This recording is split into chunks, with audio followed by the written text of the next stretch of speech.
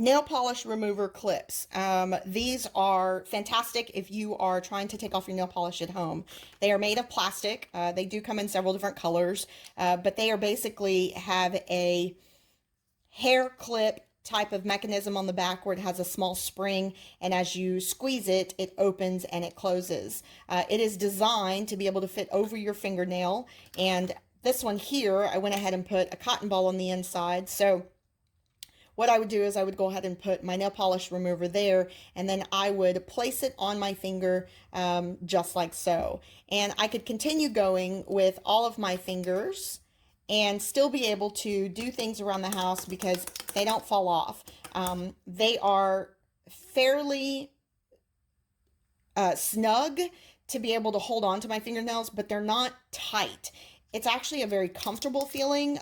It's not something that's going to hurt when you're actually wearing them, but you could still do a few things around the house. So I just wanted to show that to you.